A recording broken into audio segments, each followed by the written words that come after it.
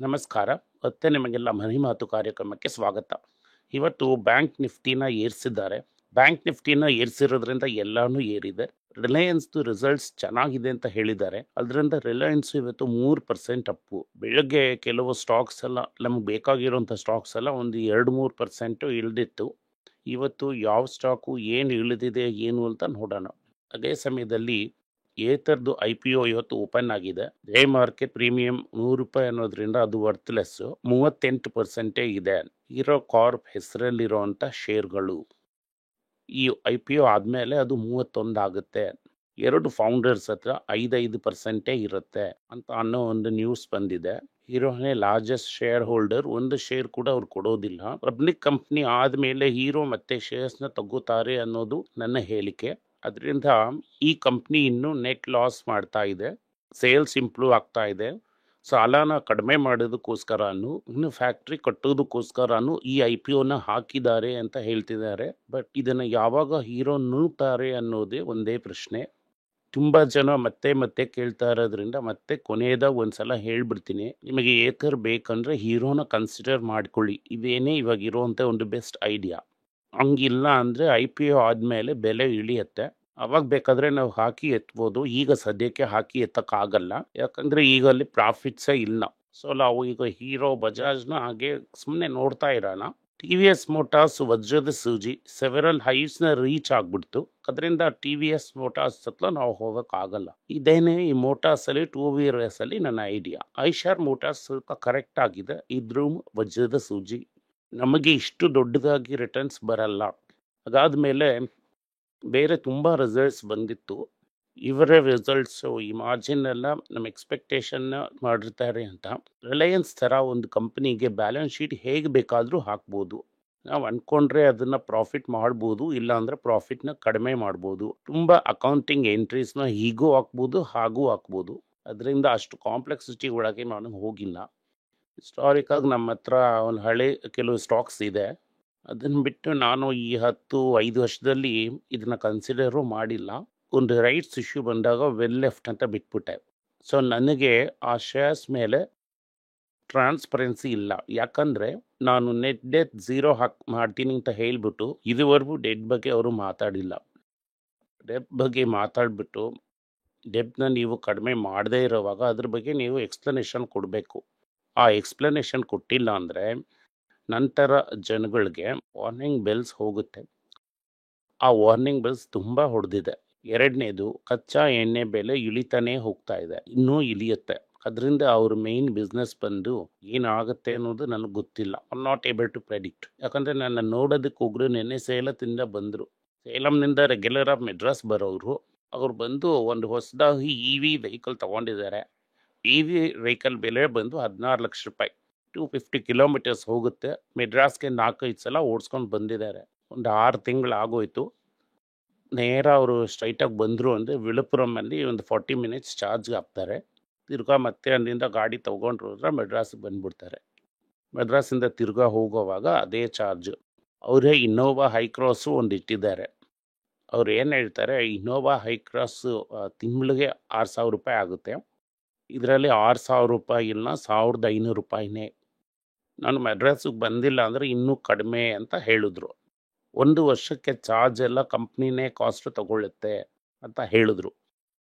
ಸ್ಪಷ್ಟವಾಗಿ ನನಗೇನು ಅರ್ಥ ಆಯಿತು ಅಂದರೆ EVಗೆ ಹೋಗ್ತಾ ಹೋಗ್ತಾ ಹೈಯರ್ ಕೆಪಾಸಿಟಿ ಬೆಟರ್ ಬ್ಯಾಟ್ರೀಸ್ ಬರುತ್ತೆ. ಐಸು ಇಂಜಿನ್ನ ಖಾಲಿ ಮಾಡಿಬಿಡುತ್ತೆ. ಅಟ್ಲೀಸ್ಟ್ 3/4 ಭಾಗ ಮಾರ್ಕೆಟು EVಗೆ ಹೋಗ್ಬಿಡುತ್ತೆ. ಇದರಿಂದ ಏನಾಗುತ್ತೆ ಅಂದರೆ ಇಂಡಿಯಾ ಮಾತ್ರ ಅಲ್ಲ, ಯಾಕಂದರೆ ರಿಲಯನ್ಸ್ ಬಂದು ಡೀಸೆಲ್ನು ಹೊರದೇಶಕ್ಕೆ ಎಕ್ಸ್ಪೋರ್ಟ್ ಮಾಡ್ತಾರೆ. ಈ ಹೊರದೇಶದಲ್ಲಿ ಡೀಸೆಲ್ ಪೆಟ್ರೋಲ್ ಡಿಮ್ಯಾಂಡು ಕಡಿಮೆ ಆಗುತ್ತೆ. ಇಂಡಿಯಾನೇ ಒಂದೇ ಮಾರ್ಕೆಟು ಡೀಸೆಲ್ ಪೆಟ್ರೋಲ್ ಬೆಲೆ ಇರ್ತಾ ಇದೆ. 2 ವೀಲರ್ ಆ್ಯಂಡ್ 3 ವೀಲರ್ ಹೋಗ್ಬಿಡ್ತು ಅಂದರೆ ಡೆಫಿನೆಟ್ ಆಗಿ ಪೆಟ್ರೋಲ್ ಬೆಲೆ ಕಡಿಮೆ ಆಗುತ್ತೆ. ಯಾಕಂದರೆ ಈ ಮಾರುತಿ ಚೇರ್ಮನ್ ಏನು ಹೇಳ್ತಾರೆ ಅಂದರೆ only top 12% of India cars ಇಟ್ಕೋತಾರೆ. ಬೇರೆಯವರೆಲ್ಲ ಬಿಸ್ನೆಸ್ಗಾಗಿ ಕೆಲವರು ಕಾರ್ ಇಟ್ಕೊಂಡಿದ್ದಾರೆ ಬಿಟ್ಟರೆ ಮೇಯ್ನಾಗಿ 12% ಓನರು ಅಂತ. ಡೆಫಿನೆಟ್ ಆಗಿ ಪೆಟ್ರೋಲ್ ಡೀಸೆಲ್ ಬೆಲೆ ಇಂಡಿಯಾದಲ್ಲಿ ಪೆಟ್ರೋಲ್ ಬೆಲೆ ಕಡಿಮೆ ಆಗುತ್ತೆ. ಡೀಸೆಲ್ ಅಫ್ಕೋರ್ಸ್ ಬಂದು ಎಕಾನಮಿ ಮೇಲೆ ಡಿಪೆಂಡ್ ಆಗಿದೆ. ಬಟ್ ಪ್ರಪಂಚದಲ್ಲಿ ಪೆಟ್ರೋಲ್ ಡೀಸೆಲ್ ಡಿಮ್ಯಾಂಡ್ ಕಡಿಮೆ ಆಗುತ್ತೆ. ಅದನ್ನು ಹೇಗೆ ಇವರು ಎದುರಿಸ್ತಾರೆ ಅನ್ನೋದು ನನಗೇನು ಅರ್ಥ ಆಗ್ತಾ ಇಲ್ಲ. ಅದರಿಂದ ನಾನು ಬಂದು ಅದು ಗೊತ್ತಾಗೋವರೆಗೂ, ಈ ಟ್ರಾನ್ಸ್ಪರೆನ್ಸಿ ಇರೋವರೆಗೂ ಅದರಲ್ಲಿ ನಾನು ರಿಸ್ಕ್ ತಗೊಳ್ಳೋಕ್ಕಾಗಲ್ಲ. ಅದರಿಂದ ಅವರು 1.5 ಕೋಟಿ ಇನ್ವೆಸ್ಟ್ಮೆಂಟ್ ಬಗ್ಗೆ ನನ್ನಿಂದ ಈ ಸಮಯದಲ್ಲಿ ಮಾತಾಡೋಕ್ಕಾಗಲ್ಲ. ಸೊ ಇದು ನನ್ನ idea. IDFC first bank one of my favourite banks. Micro finance provision speak ಆಗಿದೆ, ಪ್ರಾಫಿಟಾಲಿಟಿನೇ ಇಂಕ್ಲೂವ್ ಆಗುತ್ತೆ ಅಂತ ಹೇಳಿದ್ದಾರೆ. ಬಟ್ ಹೋದ ಸಲಿಗೂ ಈ ಸಲಿಗೂ 50% ಡ್ರಾಪು. ಯಾಕೆ ಪ್ರಾಫಿಟ್ಸ್ ಡ್ರಾಪ್ ಆಗಿದೆ ಅಂದರೆ ಮೈಕ್ರೋ ಫೈನಾನ್ಸ್ಗೆ ಪ್ರೊವಿಷನ್ಸ್ ಕೊಟ್ಟಿದ್ದಾರೆ. ಎರಡು ದೊಡ್ಡ ಡೆವಲಪ್ಮೆಂಟು. ಮೈಕ್ರೋ ಫೈನಾನ್ಸ್ ಬಂದು less than 6% of this total finance. Infrastructure ಅವ್ರ ಹಳೆಯ ದೊಡ್ಡ ಪ್ರಾಬ್ಲಮ್ ಏರಿಯಾ 1%. ಅಂಡ್ NPS ಅಲ್ಲಿ ಅವ್ರದ್ದೇ lowest in all small finance banks. ಅದರಿಂದ ನನಗೆ ಚಿಂತೆನೇ ಇಲ್ಲ. ಸೊ ನಾನು ತಿರ್ಗಾ ರಿಟಾಲಿಯೇಟ್ ಮಾಡ್ತೀನಿ, ಇದನ್ನ ನೀವು ಸೂಪರ್ ಆಗಿ ಕನ್ಸಿಡರ್ ಮಾಡ್ಬೋದು. ಯಾಕಂದರೆ ಅವರು he is lending to people there nobody will lend. ಹಂಗಂದರೆ ಅವರು ಸಾಲ ಕೊಡೋ ಜಾಗದಲ್ಲಿ ಯಾರೂ ಸಾಲ ಕೊಡೋದಿಲ್ಲ, ಸ್ಟ್ಯಾಂಡರ್ಡ್ ಬ್ಯಾಂಕ್ಸು. ಅದರಿಂದ ನೀವು ಬಂದು ಇವರನ್ನು ಕನ್ಸಿಡರ್ ಮಾಡ್ಬೋದು. Retail deposit growth 26%, Asa ratio 47%, Asa deposits 25% ಏರಿದೆ. ಅವ್ರು ಏನು ಹೇಳ್ತಾರೆ, ಈಗ ಸದ್ಯಕ್ಕೆ ಬಂದು ನಮ್ಮ ಡೆಪಾಸಿಟ್ಸ್ ರೇಟು ಏರಿದೆ, ಈಗ ನಾನು ಡೆಪಾಸಿಟ್ಸ್ ರೇಟ್ಸ್ನ ಕಡಿಮೆ ಮಾಡಬೇಕು ಅಂತ ಅವರೇ ಒಪ್ಕೋತಾ ಇದ್ದಾರೆ. ಸೊ ಇದನ್ನು ಕ್ಲಿಯರಾಗಿ ಹೇಳಿಬಿಟ್ರು. ಇನ್ವೆಸ್ಟರ್ಸ್ನ ಥ್ಯಾಂಕ್ ಮಾಡಿದ್ದಾರೆ. ಪ್ರತಿ ವರ್ಷ ಬಂದು CCP ಅಂದರೆ compulsory convertible preferential share investors ಹಾಕ್ತಾನೇ ಇದ್ದಾರೆ. ಈ ವರ್ಷನೂ 7,500 ಕೋಟಿ ಹಾಕಿದ್ದಾರೆ. ನಾನು ನಿಮ್ಮನ್ನು ಥ್ಯಾಂಕ್ ಮಾಡ್ತಾ ಇದ್ದೀನಿ ಅಂತ ಹೇಳಿದ್ದಾರೆ. ನಮ್ಮಿಂದ CCP ಎಲ್ಲ ಹಾಕೋಕ್ಕಾಗಲ್ಲ, ನೀವು ಮಾರ್ಕೆಟಲ್ಲಿ ಈ ರೇಟ್ನ ಕನ್ಸಿಡರ್ ಮಾಡ್ಬೋದು. ಅವರಿಗೆ ವಯಸ್ಸು 57, 13 ವರ್ಷ ಅವರು ಇರ್ತಾರೆ ಈ IDFC ಫಸ್ಟ್ ಬ್ಯಾಂಕಲ್ಲಿ. 2029 ಒಳಗೆ ಟಾಪ್ 4 ಬ್ಯಾಂಕ್ಸ್ ಇನ್ ಇಂಡಿಯಾ ಆಗ್ಬಿಡ್ತೀವಿ ಅಂತ ಹೇಳ್ತಾ ಇದ್ದಾರೆ. 2029 ಅನ್ನೋದು 2031 ಆದ್ರೂ ನಮಗೆ ಚಿಂತೆ ಇಲ್ಲ. ಅದರಿಂದ ಇದನ್ನ ಡೆಫಿನೆಟ್ ಆಗಿ ನೀವು ಕನ್ಸಿಡರ್ ಮಾಡ್ಬೋದು ಅನ್ನೋದು ನನ್ನ ಹೇಳಿಕೆ. ಅದಾದಮೇಲೆ ಇಂಡಸ್ಇಂಡ್ ಬ್ಯಾಂಕು. ಇಂಡಸ್ಇಂಡ್ ಬ್ಯಾಂಕಲ್ಲಿ ರಿಸಲ್ಟ್ಸ್ ಬಂದಿದೆ. ಗ್ರಾಂಟನ್ ಥ್ರಾಂಟನ್ ಅವ್ರ ಪೇಪರ್ಸ್ನ ಕೊಟ್ಟಿದ್ದಾರೆ ಅನ್ನೋದನ್ನ ಸ್ಪಷ್ಟವಾಗಿ ಹೇಳ್ಬಿಟ್ರು. ಗ್ರಾಂಟನ್ ಥ್ರಾಂಟನ್ ಏನು ಹೇಳ್ತಾರೆ, ಅರ್ಲಿ ಟರ್ಮಿನೇಷನ್ ರೇಡಿಂದ ಈ ಅಕೌಂಟ್ ಇಂಟರ್ಪ್ರೆನ್ಸಿಸ್ ಬಂದಿದೆ. 1,900 crores ಪ್ರಾಫಿಟ್ ಲಾಸ್ ಆಗಿದೆ. ಈ 1,999.98 crores ಬಂದು 24-25 ಫೈನಾನ್ಷಿಯಲ್ ಇಯರಲ್ಲಿ ಕಂಪ್ಲೀಟ್ ಆಗಿ ಲೈಟ್ ಆಫ್ ಆಗಿಬಿಡುತ್ತೆ. ಪ್ರೈಸ್ ವಾಟರ್ ಹೌಸ್ ಏನು ಹೇಳ್ತಾರೆ, 1,979 crores ಇರುತ್ತೆ ಅಂತಾರೆ. ಎರಡನ್ನೂ ನೋಡಾಯ್ತು, ಹೇಳಿದ ಲೆವೆನಲ್ಲೇ ಇದೆ. ಬೇರೆ ಹೇಳಿದ್ದೆಲ್ಲಾನು ರೂಮರ್ಸು. ಈ ಮಂತ್ ಎಂಡ್ ಒಳಗೆ ರಿಸಲ್ಟ್ ಬರುತ್ತೆ. ಅವ್ರು ಹೇಳಿದ್ದಾರೆ ಈ ಕ್ವಾರ್ಟರ್ನು ಪ್ರಾಫಿಟ್ ತೋರಿಸ್ತಾರೆ ಅಂತ. ಅದರ ನೆಟ್ವರ್ತಲ್ಲಿ ದೊಡ್ಡದಾಗಿ ಇಂಪ್ಯಾಕ್ಟ್ ಇರಲ್ಲ. ನಾವು ಈ ಶೇರ್ನ ಕನ್ಸಿಡರ್ ಮಾಡೋದಕ್ಕೆ ಹೇಳಿ 20% ಮೇಲೆ ಲೋ ಪಾಯಿಂಟಿಂದ ಲಾಭ. ತುಂಬ ಜನ 1000 ಕನ್ಸಿಡರ್ ಮಾಡಿಬಿಟ್ವಿ, ನಮ್ಮ ಗತಿ ಏನು ಅಂದರೆ, ಒಂದು ವರ್ಷ ನೀವು ತಾಳ್ಮೆಯಿಂದ ಇದ್ದರೆ 1,500ವರೆಗೂ ಹೋಗೋದಕ್ಕೆ ಸಾಧ್ಯತೆ ತುಂಬ ಜೋರಾಗಿದೆ ಅಂತ ಹೇಳ್ಬೋದು. ಅದರಿಂದ ಇದು it is only N episode, it's not A problem in the bank.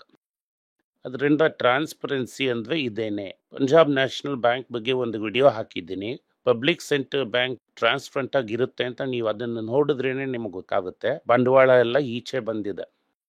ಅದರಿಂದನೇ ನಮ್ಮ ಚಾನೆಲಲ್ಲಿ ಪಬ್ಲಿಕ್ ಸೆಕ್ಟರ್ ಬ್ಯಾಂಕ್ನ 3 ಅಡಿ ಪೋಲಲ್ಲೂ ನಾವು ಮುಟ್ಟೋದಿಲ್ಲ. ಇದು ನನ್ನ ಸ್ಟೈಲ್ ಆಫ್ ಇನ್ವೆಸ್ಟಿಂಗ್. ಬೇರೆಯವ್ರಿಗೆ ಬೇರೆ ಸ್ಟೈಲ್ ಇರ್ಬೋದು, ಬಟ್ ನನ್ನ ಸ್ಟೈಲ್ ಆಫ್ ಇನ್ವೆಸ್ಟಿಂಗ್ ಇದೇನೆ. ಅದಾದಮೇಲೆ ITC ರಿಪೋರ್ಟ್ ಬಂದಿದೆ. ITC ಬಗ್ಗೆ ಫೇವರೇಬಲ್ ಆಗಿ ರಿಪೋರ್ಟ್ ಬರೆದಿದ್ದಾರೆ. ITC ರಿಪೋರ್ಟ್ ಏನಂದರೆ, ರೈಟ್ ಆ್ಯಂಡ್ ಲೆಫ್ಟ್ ಆಸ್ಪಿರೇಷನ್ದೇ ಇಲ್ದಿದ್ದಾರೆ. ಫ್ಯೂಚರ್ ಬ್ರ್ಯಾಂಡ್ಸು ಟ್ರೆಡಿಷ್ನಲಿ ಇವ್ರು ಏನು ಮಾಡ್ತಾರೆ ಅಂದರೆ, ಒಂದು ಹೊಸದಾಗಿ ಸ್ಕ್ರ್ಯಾಚ್ಲಿಂದ ಡೆವಲಪ್ ಮಾಡಿ ಇವರೇನೇ ಬ್ರ್ಯಾಂಡ್ ತಗೋತಾರೆ. ಈಗ ಬಂದು ಸೆಂಚುರಿ ಪಲ್ಪ್ ಅಂಡ್ ಪೇಪರ್ ಫ್ಯಾಕ್ಟ್ರಿನ ಉತ್ತರಾಖಂಡ ಪ್ಲಾಂಟ್ನ 3,500 ಕೋಟಿಗೆ ತೊಗೊಂಡ್ಬಿಟ್ರು. ಇದೇನಾಗುತ್ತೆ ಅಂದರೆ, ಇದೊಂದು ಡಿಕ್ಲೈನಿಂಗ್ ಬಿಸ್ನೆಸ್. ಇಂಡಿಯಾದಲ್ಲಿ ಮಾತ್ರ 6-7% ಗ್ರೋತ್ ಇದೆ, ಬಟ್ ಯಾರೂ ಇದರಲ್ಲಿ ಎಂಟರ್ ಆಗಲ್ಲ ಅಂತಿದ್ದಾರೆ. 2-3 ಹಳೆ ಪ್ಲೇಯರ್ಸ್ ಇದ್ದಾರೆ, ಬಟ್ ಇದರಲ್ಲಿ ಬಂದು ಒಂದು ದೊಡ್ಡ ಕಂಟ್ರೋಲ್ ತಗೊಂಡು ಇವರು ಫಾಸ್ಟಾಗಿ ಗ್ರೋ ಆಗ್ತಾ ಇದ್ದಾರೆ. ಅಟ್ ದಿಸ್ ಟೈಮ್ 6-7% ಗ್ರೋತ್ ಇದೆ. ಆಲ್ರೆಡಿ ITC ಭದ್ರಾಚಲಂ ಬಂದು ಕಂಪ್ಲೀಟ್ಲಿ ಫುಲ್ಲಾಗಿದೆ. ಭದ್ರಾಚಲಂ ಅನ್ನೋದು ರಾಘವೇಂದ್ರ ಸ್ವಾಮಿ ಊರ ಪಕ್ಕದಲ್ಲಿದೆ. ಕಂಪ್ನಿ ಹೆಸರೇ ITC ಭದ್ರಾಚಲಂ ಅಂತ ಇತ್ತು. ಅದಾದಮೇಲೆ ಐ ಟಿ ಸಿನಲ್ಲಿ ಮರ್ಜ್ ಆಯಿತು. ಆಮೇಲೆ ಶ್ರೇಷ್ಠ ನ್ಯಾಚುರಲ್ ಬೈ ಪ್ರಾಡಕ್ಟ್ಸ್ 24 ಮಂತ್ರ ಆರ್ಗ್ಯಾನಿಕ್ ಅಂತ ಬ್ರ್ಯಾಂಡ್ ಹೆಸರು 472 ಕೋಟಿ ತಗೊಂಡ್ಬಿಟ್ರು. ಆಮೇಲೆ ಪ್ರಸುಮಾ ಮುಂಚೆನೆ ತಗೊಂಡ್ಬಿಟ್ರು, ಹೃದಯಸ್ಪರ್ಶಮ್ ತಗೊಂಡ್ಬಿಟ್ರು. ಸೊ ಇದೆಲ್ಲ ಕ್ಲಿಯರಾಗಿ ಏನು ಗೊತ್ತಾಗ್ತಾ ಇದೆ ಅಂದರೆ, ಅವ್ರು ಬಂದು ಕ್ಲಿಯರಾಗಿ ಮಾರ್ಕೆಟ್ನ ಪುಷ್ ಮಾಡ್ತಾನೇ ಇದ್ದಾರೆ. ಏನಾದರೂ ಒಂದು ಹೊಸದಾಗಿ ಸನ್ರೈಸ್ನ ಹೊಸದಾಗಿ ತಗೊಂಡ್ರು, ಈ ಥರ ಮಾರ್ಕೆಟ್ನ ಗ್ರೋ ಮಾಡ್ತಾನೇ ಇದ್ದಾರೆ. ಐ ಟಿ ಸಿ ಚಿರಂಜೀವಿ ಯಾವಾಗಲೂ ಕನ್ಸಿಡರ್ ಮಾಡ್ಬೋದು. ಅವತ್ತು ಏನೂ ಇಲ್ಲ ಅಂದರೆ ಐ ಟಿ ಸಿನ ತಗೊಂಡು ನಾವು ನೋಡ್ಬೋದು, ಆ ಥರ ಸ್ಟಾಕ್ ಅದು. ಅದರಿಂದ ನಮಗೆ ಅದು ಚಿಂತೆನೇ ಅಲ್ಲ. ಮಾರ್ಕೆಟ್ ವೀಕ್ ಆಗಿರೋದ್ರಿಂದ ಎಲ್ಲ ಫಂಡ್ಸು ಪ್ಯಾಸಿವ್ ಫಂಡ್ಸ್ನೇ ಹಾಕ್ತಾ ಇದ್ದಾರೆ, ಆ್ಯಕ್ಟಿವ್ ಫಂಡ್ಸ್ ಹಾಕ್ತಾ ಇಲ್ಲ. ಅದನ್ನು ಆಮೇಲೆ ಡಿಸ್ಕಸ್ ಮಾಡೋಣ. ಇಂಟರ್ನ್ಯಾಷನಲ್ ಮಾರ್ಕೆಟಲ್ಲಿ ಒಂದು ದೊಡ್ಡ ಡಿಸ್ಕಷನ್ ನಾನು ಮಾಡಬೇಕು ಅಂತ ಅನ್ನಿಸ್ತು. ಇವಾಗ ಅದು ಯೂಸ್ಫುಲ್ ಆಗಿರುತ್ತೆ. ವಾರನ್ ಬಫೆಟ್ ಯಾವ ಸ್ಟಾಕ್ ತಗೊಂಡ್ರು, ಯಾವ ಸ್ಟಾಕ್ ಮಾರಿದ್ದಾರೆ ಅಂತ ತುಂಬ ವಿಷಯಗಳು ಮಾತಾಡಿದ್ದಾರೆ. ತುಂಬ ವಿಷಯದಲ್ಲಿ ನಾನು ಹೇಳಿದ್ದು ವಾರನ್ ಬಫೆಟ್ಟೇ ನನಗೆ ಮಾಸ್ಟರ್ ಗುರು ಈ ಒಂದು ಸ್ಟಾಕ್ ಮಾರ್ಕೆಟಲ್ಲಿ. ನನ್ನ ಲೈಫಲ್ಲಿ ಇನ್ಫ್ಲೂಯೆನ್ಸ್ ಮಾಡಿದಂಥ ಮನಮೋಹನ್ ಸಿಂಗ್ ನಂಬರ್ 1 ಆಲ್ವೇಸ್. ಅದಾದಮೇಲೆ Soros, Buffett and Munger in investment ಅನ್ನೋ ಫೀಲ್ಡಲ್ಲಿ ನೋಡಿದ್ರಿ ಅಂದರೆ ನನಗೆ Soros number 1, Buffett and Munger number 2. ಆದರೆ ಸೋರೋಸ್ ಮೇಲೆ ಮಾತಾಡೋಕ್ಕಾಗಲ್ಲ, ನಿಮ್ಗೆ ಅರ್ಥ ಆಗಲ್ಲ. ಬಫೆಟ್ ಆ್ಯಂಡ್ ಮಂಗರೇ ದಿ ಗ್ರೇಟೆಸ್ಟ್ ಅಂತ ನಾನು ಅನ್ಕೋತೀನಿ. ಸೊ ಬಫೆಟ್ ಅವರ ಬಿಗ್ಗೆಸ್ಟ್ ಪಿಕ್ ಬಂದು ಎಲ್ಲರೂ ಆ್ಯಪಲ್ ಅಂತಾರೆ, ಕೋಕೋ-ಕೋಲಾ ಅಂತಾರೆ, ಅಮೇರಿಕನ್ ಎಕ್ಸ್ಪ್ರೆಸ್ ಅಂತಾರೆ. ಸೊ ಬಫೆಟ್ ಅವರ ಬಿಗ್ಗೆಸ್ಟ್ ಬೈ ಬಂದು ಅವ್ರ ಶೇರ್ನ ಅವರು ತಗೊಂಡಿದ್ದೇನೆ. ಇದುವರೆಗೂ 2018ರಿಂದ $22 ಬಿಲಿಯನ್ ಅವ್ರ ಸರಕನ್ನ ಅವರೇ ತೊಗೊಂಡ್ಬಿಟ್ರು. ಇದರಿಂದ ಟೋಟಲ್ ಶೇರ್ ಕ್ಯಾಪಿಟಲ್ 12.5% ಕಡಿಮೆ ಆಗ್ಬಿಡ್ತು. ಶೇರ್ ಕ್ಯಾಪಿಟಲ್ 12.5% ಕಡಿಮೆ ಆಗಿದ್ದರಿಂದ ಇವರಿಗೆ EPS ಏರಿದೆ. ಅದರಿಂದ ಅವರು ತಗೋತಾನೇ ಇದ್ದಾರೆ. 2018ರಲ್ಲಿ ಒಂದು ಕ್ಯಾಪ್ ಇತ್ತು, 120% ಆಫ್ ಬುಕ್ ವ್ಯಾಲ್ಯೂ ಇದ್ದರೆ ನೀವು ತಗೋಬಾರ್ದು ಅಂತ ಇತ್ತು, ಲೋರ್ ದೆನ್ ದಟ್. ಆ ಕ್ಯಾಪ್ ಹೋಗಿದ್ರಿಂದ ಅವ್ರು ತಿರ್ಗಾ ತಗೋತಾನೇ ಇದ್ದಾರೆ. ಆಲ್ಸೋ ನೀವೇನು ಅರ್ಥ ಮಾಡ್ಕೋಬೇಕು ಅಂದರೆ, ಫೆಡ್ರಲ್ ರಿಸರ್ವ್ಗಿಂತ ಜಾಸ್ತಿ ಟ್ರೆಜರಿ ಬಾಂಡ್ನ ಅವ್ರು ಇಟ್ಟಿದ್ದಾರೆ. He has more than 5% of treasury bonds outstanding. $150 billion ಇಟ್ಟಿದ್ದಾರೆ. ಅದರಿಂದ ಹಿಂಗೆ ಮಾಡ್ತಾ ಇರ್ಬೋದು. ಸೊ ಬಫೆಟ್ ಏನು ಹೇಳ್ತಾರೆ ಅಂದರೆ, ನನ್ನ ಸ್ಟಾಕ್ ಮೇಲೆ ಇರೋ ನಂಬಿಕೆ ನನಗೆ ಬೇರೆ ಸ್ಟಾಕ್ ಮೇಲೆ ಇಲ್ಲ ಅಂತ ಸ್ಪಷ್ಟವಾಗಿ ಹೇಳ್ಬಿಟ್ಟು. ಸೊ ಇದೇನೇ ಬಫೆಟ್ ಅವರ ಕನ್ವಿಕ್ಷನ್ನು. ಅವರು ಕ್ಲಿಯರ್ ಆಗಿ ಹೇಳಿಬಿಟ್ರು, ನನ್ನ ಕಂಪನಿ ಸ್ಟಾಕ್ಗೆ ನನಗೆ ಮ್ಯಾಕ್ಸಿಮಮ್ ವ್ಯಾಲ್ಯೂ, ಬೇರೆ ಸ್ಟಾಕಲ್ಲಿ ನನಗೆ ದೊಡ್ಡ ಇಂಟ್ರೆಸ್ಟ್ ಏನೂ ಇಲ್ಲ ಅಂತ. ಅದಾದಮೇಲೆ ಮಹೀಂದ್ರ ಆ್ಯಂಡ್ ಮಹೀಂದ್ರ ಏನು ಮಾಡಿದ್ದಾರೆ ಅಂದರೆ, ಇಸೂಝು ಅಂತ ಒಂದು ಜಾಪನೀಸ್ ಕಂಪನಿ, ಸುಮಿಟೊಮೊ ಅಂತ ಒಂದು ಕಂಪನಿ. ಸುಮಿಟೊಮೊದಲ್ಲಿ ಬಫೆಟ್ 9% ತಗೊಂಡಿದ್ದು ನಿಮಗೆಲ್ಲ ಚೆನ್ನಾಗಿ ಗೊತ್ತಿರುತ್ತೆ. ಸುಮಿಟೊಮೊದ ಶೇರ್ನು ಇಸೂಝುನಿಂದ ಶೇರ್ನ ತಗೊಂಡು ಇಸೂಝುದ ಬ್ರ್ಯಾಂಡ್ನ ಇಂಡಿಯಾದಲ್ಲಿ ಕಂಟ್ರೋಲ್ ತಗೋತಾ ಇದ್ದಾರೆ. ಅದೊಂದು micro stock, listed stock.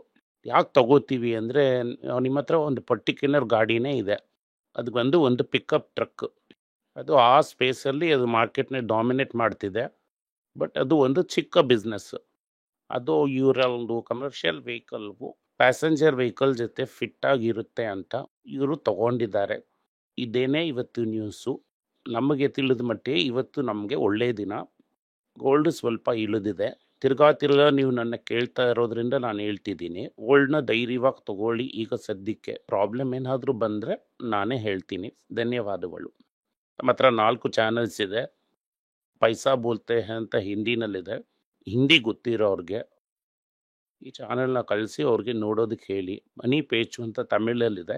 Tamil ಗೊತ್ತಿರೋರಿಗೆ ಈ ತಮಿಳ್ ಚಾನಲ್ನ ಕಳಿಸ್ಕೊಡಿ. ತೆಲುಗಿನಲ್ಲಿ ಮನಿ ಮಾತಲ್ಲೂ ಅಂತಿದೆ. ತೆಲುಗು ಗೊತ್ತಿರೋರಿಗೆ ಮನಿ ಮಾತಲ್ಲೂ ಚಾನಲ್ನ ಕಳಿಸ್ಕೊಡಿ. ಅದೇ ಥರ ಮನಿ ಪೇಚು ಮಲಯಾಳಂ ಅಂತ ಒಂದು ಮಲಯಾಳಂ ಚಾನಲ್ ಇದೆ. ಮಲಯಾಳಂ ಗೊತ್ತಿರೋರಿಗೆ ಆ ಚಾನಲ್ನ ಕಳಿಸಿ ನೋಡೋದಕ್ಕೆ ಹೇಳಿ. ಧನ್ಯವಾದಗಳು.